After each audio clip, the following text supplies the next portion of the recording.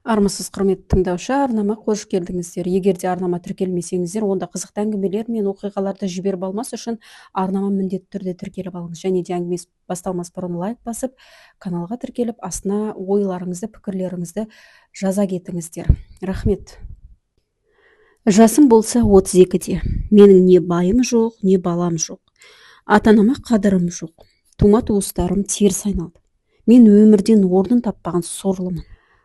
Анығырақ айтсам, біреудікін тартып алам деп, өз орнымды жоғалтқан албастымын деп, көліктің артқы жағында отырған жас қыз деуге ауыз бармас, бірақ келіншек емес, себебі күйеуге шықпаған қарындас темекінің түтінін бұрқ-бұрқ еткізе маған қарап сөйлеп отыр. Қолындағы шөлмектегі сырасынан ұрттап қойып күрсінгенде, бүгін өлетін кісінің кейпі көрінеді. О, қарындас, сәл сабыр етіңіз. Біріншіден, атыңыз кім? Екіншіден, өмірден орнымды таппадым дейтіндей, бүгін ертең қарттықтан өлетін адамға ұқсамайсың. Үшіншіден, албасты емессің. Адам үрікпес түрің бар, тым жақсы баласың. Деп, темекі болмаса да, қолындағы сырасын төкпей ішуге рұқсат берген такси клиентіме басу айтып, сабырға шақырған болдым. Әдемісің деуге аузың бармай қалды ма? Сіздер еркектер әншейінде сұлусың, кереметсің, суперсің дейтін едіңіздер. Енді неғып сараңданып отырсыз, деп өзіме шапты. Қарағым-ай, олай дейтін ретің жоқ. Мен сені өмірімде бірінші рет көріп отырмын. Оның үстіне әйелдің бәрі әдемі екеніне дау жоқ. Бірақ ішімдік пен темекіге үйір әйел заты сұлулығын жоғалтып алады. Темекі тартып отырған әйел немесе қыз бала көрсем маған жүзікшедей көрінеді. Сондықтан көріктісіз деген сөзді аяп қалдым. Темекі тарту қазақ қыздарына жараспайтын қылық. Ауыздағы темекі мен шыққан түтін қазақ қыздарының табиғи ұяңдығын жойып, елге жек көрінішті етіп көрсетеді, деп едім. Міне аға, дәл түстің. Мен сол жүзікшемін. Көшеде тұрмасам да, көрінгенмен жатпасам да, мәдениетті жүзікшемін. Атым маңызды емес, жай ғана Тоня дей беріңіз, деді жұлып алғандай. Қарындасым, өмір біраз жұлмалаған сияқты өзіңді. Біресе сіз деп, біресе сен деп шатасып отырсың. Мас емессің ғой, өкінішпен заң қатар шығып тұр. Өкпелісің, бірақ кімге екенін білмейсің. Не еңкілдеп жыларыңды, не қарқылдап күлеріңді білмей отырсың. Менің ақылымды алсаң жыла. Оңашада өкіріп жыла. Сонда жеңілдеп қаласың, деп едім. Аға, қайда барам? Кімге жылаймын? Кім бар мені түсініп қолдайтын? Дұрыс айтасыз, өкініш өзегімді өртеп барады. Өзіме өзім қол көтергім келген. Оны да келістіре алмадым, деп жанары жасқа толып, сондай бір бейкүнә қорғансыз күйде қарады. Қарындас, былай істейік, мен сізді қазір адресіңізге жеткізіп тастаймын. Мынау менің телефон номерім. Әңгімелесуге, ішіңіздегін шығаруға дайын болғанда телефон шалыңыз. Сізді тыңдап, білген ақылымды айтуға тырысып көрермін. Әйтпесе қазір айтқаныңыздың бәрі мас адамның сөзі болып кетер. Сыр ашуға міндетті емессіз, бірақ саудың ойындағы мастың тілінде деген ішіңізде өшпес өкініш бар сияқты. Ондай жүкпен өмір сүру қиын. Алақандай барлығы бір-бірін танитын ауылда әңгіме болып кетермін десеңіз ұмытыңыз, деп жергілікті халық банк аялдамасы деп атап кеткен гүлдер дүкенінің алдынан тоқтадым. Ештеңе деместен көліктен түсіп жан-жағына қарап алды да жүріп кетті. Былайырақ барып көлеңкелеу жер тауып алып, көліктің есіктерін ашып, желдетіп, бірлі-жарым қиқым-сиқымды қолмен алып тастап, автодезодорант сеуіп тастап, өзім көлеңкеге жайғасып отырдым да ойға кеттім. Неге ылғи осындай жандар маған тап болады? Еркегі бар, әйелі бар, сауы бар, масы бар, сөйлесуге адам таппай, ішіндегісін ақтара алмай жүрген жандар маған жолға береді.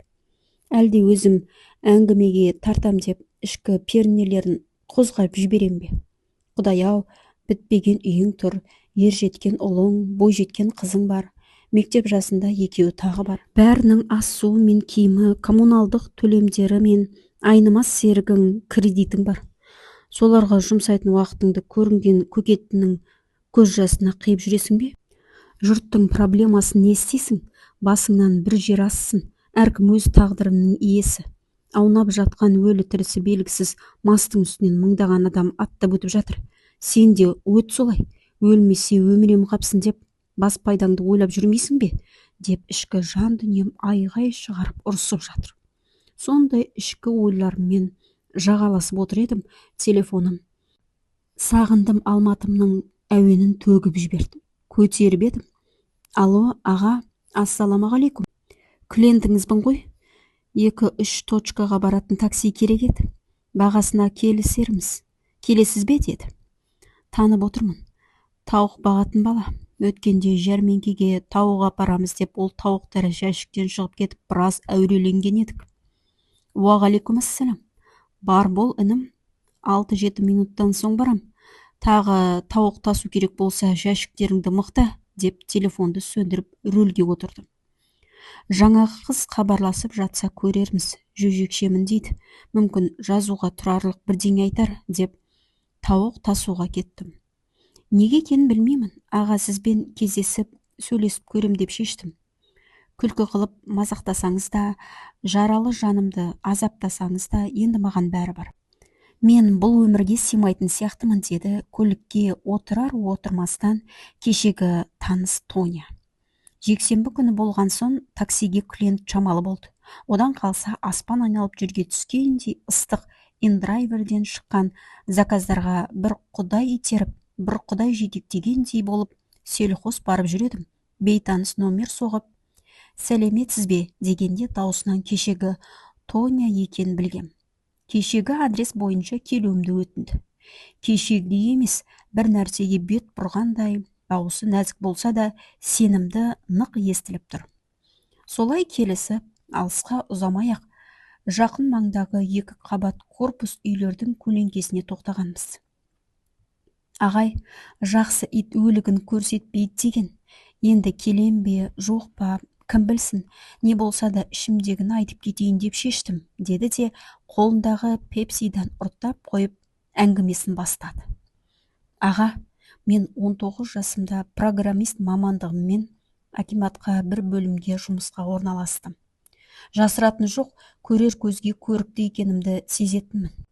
Мектепте де, мектептен соң да үйленейік деушілерден көз ашпадым. Ешкімге қарамадым. Шынымды айтсам, теңім деп есептемедім.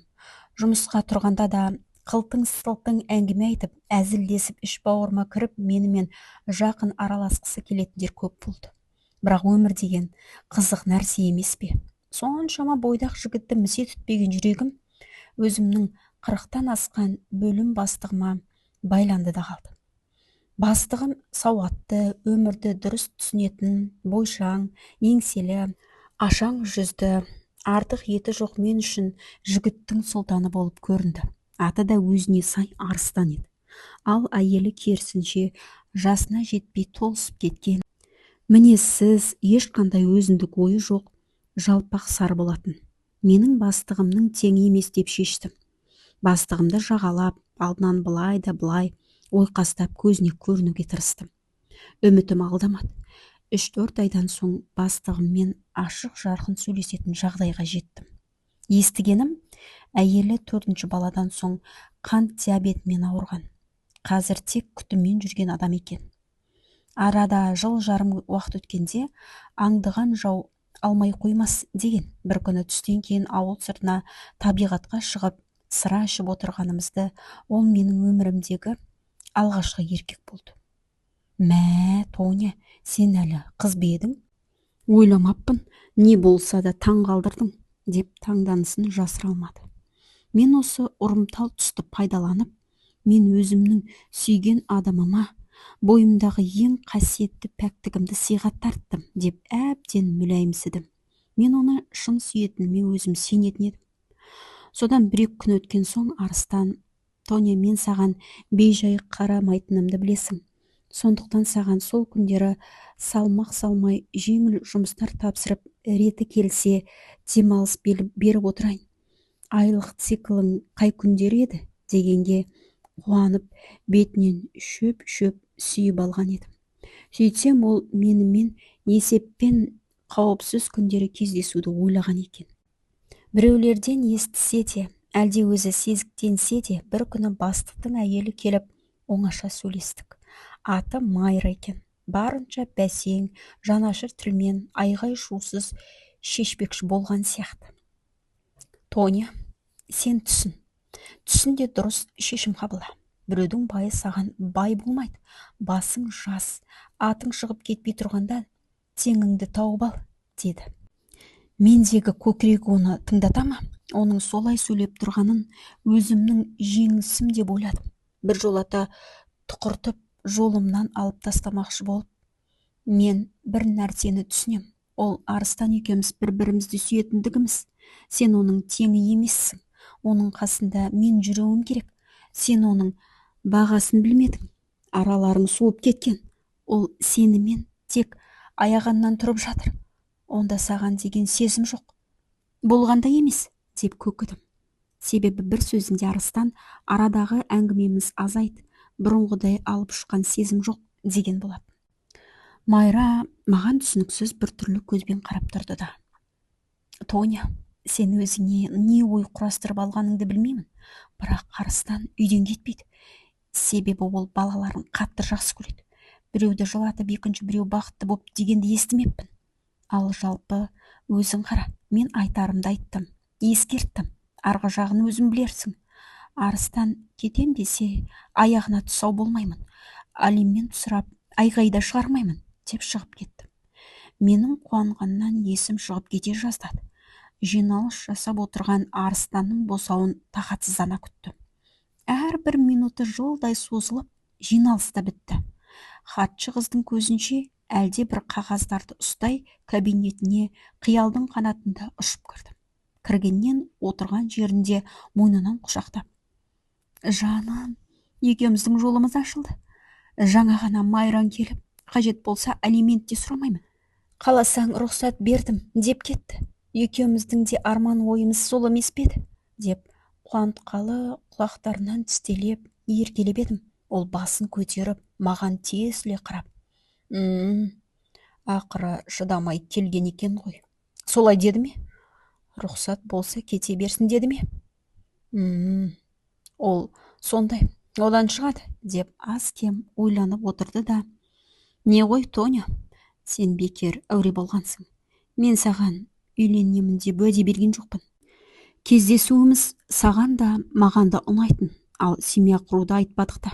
Сондықтан мен Майраны таңдаймын, бала-шағамды таңдаймын. Саған көп рахмет, тамаша сәттер сыйладың, көңілімді жасартып қуаныш сыйлай білдің. Бірақ мен әйел бала-шағамнан кете алмаймын, деп кабинетінен менен бұрын шығып кетті. Сол кеткеннен келмеді. Басқа қалаға, басқа жұмысқа ауысқан кейін естідім. Телефон номерін өзгертіп, желідегі аккаунттарында бағаттап тастаған. Құрметті тыңдаушы, бірінші бөлімнің соңы. Егер де жалғасын көргілеріңіз келсе, астына комментарияға жалғасы деп жазыңыздар да, осы әңгімеге лайк басып, каналға міндетті түрде тіркеліп алыңыздар. Себебі ертең екінші бөлімі салынатын болады. Сау саламатта болыңыздар.